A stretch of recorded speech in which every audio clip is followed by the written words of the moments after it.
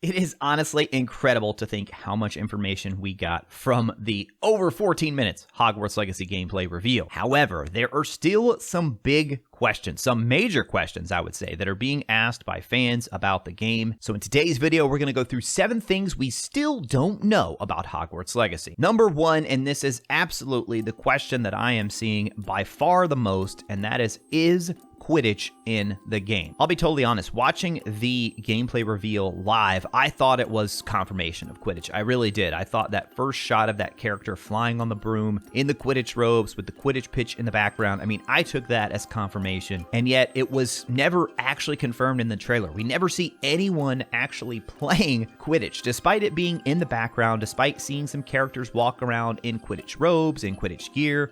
Never explicitly stated that it is in the game. And so the more I've actually thought about this, the more I'm kind of getting a little concerned that it may not be in the game, which pains me to say because I know how many people want it to be in the game. So let me know down in the comments, if Quidditch is not in the game, how big of a deal is that to you? Do you care? I mean, I honestly will love the game with or without Quidditch. I don't need Quidditch to be in the game. In fact, I feel like Quidditch World Cup really helped to show that Quidditch is almost one of those things that needs a dedicated game around it. And considering that Hogwarts Legacy is a game where we get to sort of choose the wizard we want to be, what if we're a wizard who doesn't want to play Quidditch? You know, I mean, the fact that we're starting as a 5th year, we may not even know what Quidditch is. We don't know if our character grew up in a wizarding family. We don't know anything about that yet. So for me, it would almost be a little bit strange if they devoted all this time and resources into something that was a completely optional activity that a large portion of fans may completely ignore. Now, that being said, given how many of you I know want this, I don't think it would be something that a lot of people ignore. But the reality is that it would definitely be something difficult to put into the game if you think about all the different positions. Back when we were playing the original Harry Potter games, all you had to worry about was Seeker. You didn't have to worry about setting up all the other positions, except in Quidditch World Cup, of course. But for the Harry Potter movie tie-in games, it was always you're just the Seeker and that's it. So I know I'm kind of waffling back and forth here, guys, because I really don't know. I mean, I feel like they've dropped enough hints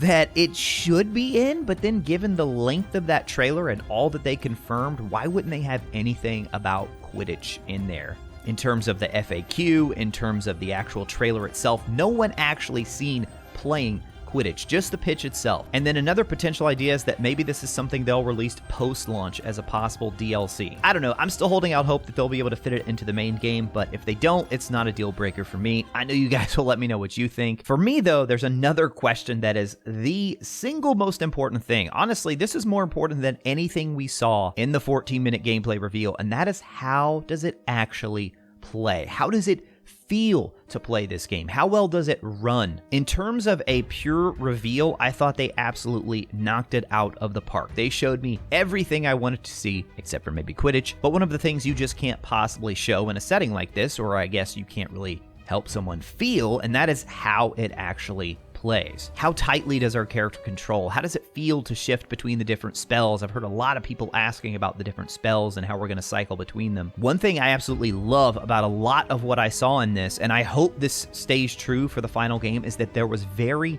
little HUD in the game at all. Now, I know there are a lot of folks who are just fans of Harry Potter that may not be familiar with video game terminology, so you're like, what is a HUD exactly? Well, that's short for heads-up display. So if you look at a lot of games these days, they're sort of riddled with all sorts of menus, like your health and like a magic meter, different button combinations telling you what to press for your different spells. I mean, just pull up the old Harry Potter games and you'll see exactly what I'm talking about. However, everything we saw here with Hogwarts Legacy, the menus were very minimal, which I absolutely love. And one of the things that makes me think it will actually be like this in the final game is that when the character gets hit, you can sort of see the outside of the screen turn red, like there's kind of blood almost coming onto the screen. And to me, I think that is their health meter. That is their way of showing that you're getting injured and you could be about to die and you need to take a reviving potion or something. So that's one component of this. Then we also have the companion component. They've confirmed that it is officially single player game, no multiplayer elements. However, we will have NPC companions. So how will they factor into the gameplay and as they're fighting alongside us in battle? We saw that we're going to be able to use magical creatures in battle and even magical plants in battle, which I loved seeing this. And more than anything for me that gets me excited in terms of the gameplay, I think is the combat. I just did not expect so much variety in terms of the combat. I mean, that moment in the trailer where the character used a pugno to send the sword flying back through the night, I just thought that was such an incredible moment. But how does it actually feel to pull that off in real time while you're playing the game? Is it intuitive? Does it make sense? They did confirm in the PlayStation blog post that there will be varying difficulty levels. So for those of us who want more of a challenge, I think we're going to have that opportunity in Hogwarts Legacy. But again, it all comes back to how it plays. What exactly does it mean to have a hard mode? Is it just more health bars on the enemies, or do they actually have completely different attacks? All of that remains to be seen. And for me, anytime with video games, that is always going to be the most important thing. It's more important than graphics. It's more important than presentation. It's more important than story, because at the end of the day, I mean, we're going to be spending 10, 20, 30, 40, 50, who knows, maybe hundreds of hours potentially in this world. If it doesn't feel fun to play, then all of this other stuff is going to fall away. Honestly, it's one of my biggest problems with The Witcher, and I know The Witcher Wild Hunt, the most recent game, is some people's favorite game of all time, and I love the game. I really do. I love everything about it except for the combat and how it actually feels when you're moving about the world. I just could never get over the combat in The Witcher. It never felt right to me. And I still like the game. Like, I still hold it in high regard, but that's really what kept it from being an incredibly, one of my all-time favorite games, and just a sort of pretty good game instead. Now, if you guys have watched my live reaction to the trailer, you know that the biggest jaw-dropping moment for me was when they revealed the player character using Avada Kedavra. As someone who has been covering Hogwarts Legacy here on YouTube for quite some time now, I can tell you one of the biggest requests that I always see is people want to know, how dark can I go in this game? Is Avada Kedavra in? And they just straight up confirmed it. I love that. That was an epic moment. I'm glad they included it, but that leaves the question of, are the other Unforgivables in the game? Crucio and Imperio. I honestly was totally surprised to see Avada Kedavra in there. So I wouldn't have predicted all three of them to be in there, but now that they've showed Avada Kedavra, I'm kind of having to rethink that a bit. Okay, maybe they actually will include these. But here's what's interesting when you look at Imperio and Crucio. Imperio actually is a spell that's one that makes total sense within a video game world, for you to be able to take control of another character across the room. I mean, we've seen this in a ton of video games. They don't call it the Imperious Curse, but we've seen different types of mechanics or moments in a game where you take control of another character to maybe solve a puzzle or to get across a room, whatever it may be, right? Crucio, on the other hand, though, is a spell purely used for torture. I mean, that's what it is. I'm trying to think of some other games. I mean, maybe Grand Theft Auto. There's a couple of iffy moments in there with some pretty intense violence. So I struggle to see how Crucio would be used as far as gameplay goes. Now, if you think about games like The Walking Dead, story-driven games where you have to make these big-time choices, maybe that is a way that they could incorporate Crucio. Maybe there's a story moment where you have to make a choice in what type of spell or what path you're going to take to maybe get some information out of someone. Do you befriend them? Do you go out and help them solve one of their problems so that they will give you information in return? Or do you just straight up use Crucio to get the information out of them? Maybe that's a story branching moment where they could incorporate Crucio in that way. Now, who knows? Maybe they're going to go all out. Maybe you're actually going to be able to run around Hogwarts and just Crucio students left and right. But if they go that far, then there are going to have to be consequences, right, within the world. Obviously, the teachers aren't going to let that happen. It's an unforgivable curse. Does the ministry swoop in? Does the headmaster expel you immediately? Do you get an in-game screen if you do that? How do they incorporate that into the game? That's what I can't wait to see. Now, in the gameplay trailer, they did a phenomenal job of showcasing Hogwarts. We got to see the 4 different common rooms. We got to see the Hogwarts kitchens. We got to see the prefect's bathroom. They showed so many iconic areas, but one of the most iconic areas in the entire series outside of Hogwarts that we did not get confirmation on is Diagon Alley. So that is my next big question. Is Diagon Alley in the game? Now, if you think about the original series, where Diagon Alley really plays a prominent role, of course, is in the start of Harry's journey. He is introduced to the wizarding world through Diagon Alley. But we already know that our character is going to be taking a very different path in terms of being introduced. I don't know about to the Wizarding World. All we really know is that they're taking a different path to Hogwarts by the fact that they're starting as a 5th year. So maybe it doesn't make sense, at least at the beginning of the game, to have Diagon Alley as kind of the start of our journey like it was with Harry's. Who knows? Maybe they will. Maybe they'll surprise me. But from everything we've seen so far, I don't get the idea that Diagon Alley is in, at least at the beginning of the game. Now, on the other side of that, though, we did see a moment in the trailer in what is clearly Gringotts. Actually, 2 moments, really, in what are pretty clearly Gringotts. And we know that Gringotts is in Diagon Alley. So even though Gringotts is pretty much confirmed, I still don't know if that confirms Diagon Alley. And the reason for that is because of those portals that we see early in the trailer. Maybe those portals somehow relate to the ancient magic that our character is able to manipulate and master. So I think those portals will be how we get inside Gringotts. So I don't know if we will actually venture out into the other areas of Diagon Alley or if it will just be Gringotts. Don't get me wrong, I hope they're able to include all of it in the game. I'm just trying to think about, from what we've seen so far, what kind of clues can we piece together to try and figure out, is Diagon Alley actually in the game or not? And so far in this video, I've alluded a couple of times to our character and their sort of unusual start to Hogwarts, and that leads me to my next big question.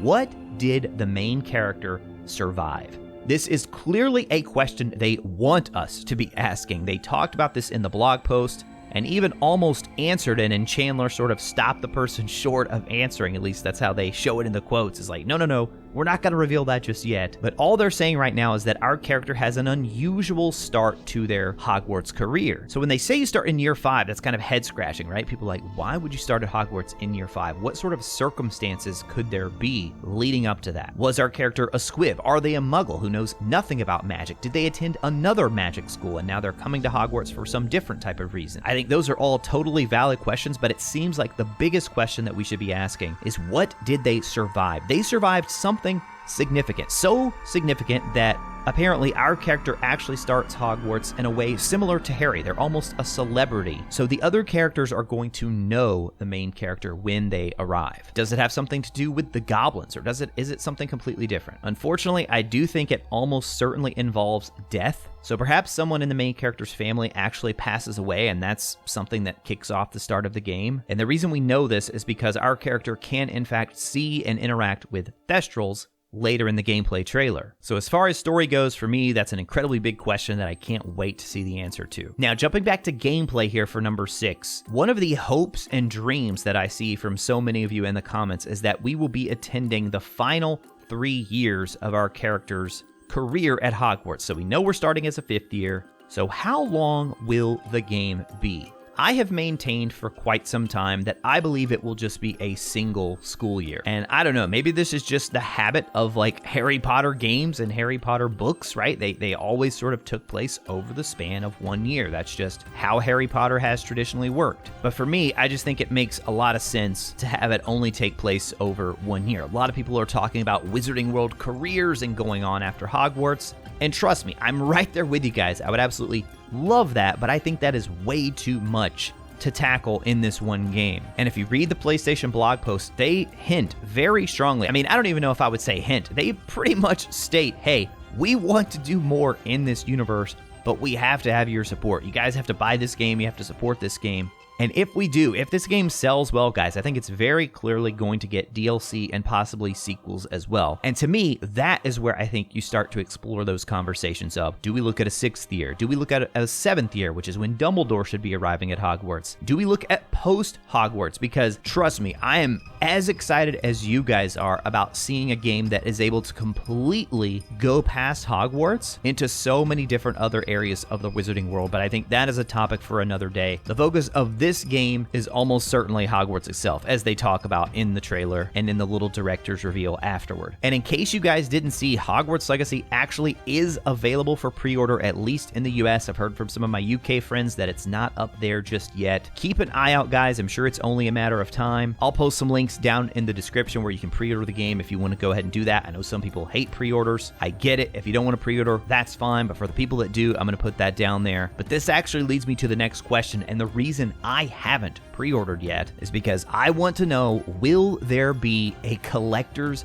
Edition. We did a video on this several months ago about what I think would be some really cool things to include in a collector's edition. And in a world so rich, so full of lore, like Hogwarts, like Harry Potter, there is an absolute plethora of different things they could include in this collector's edition that would be awesome. So I hope that they know this. I think that they know this. The fact that the game is coming later this year, if they are working on a collector's edition, that's something that we should start to hear about soon. And to anyone at Avalanche or WB who may be watching this, if you do a collector's edition, please make sure you have a clear pre-order plan for us, because trust me, there are going to be a lot of people interested in this collector's edition.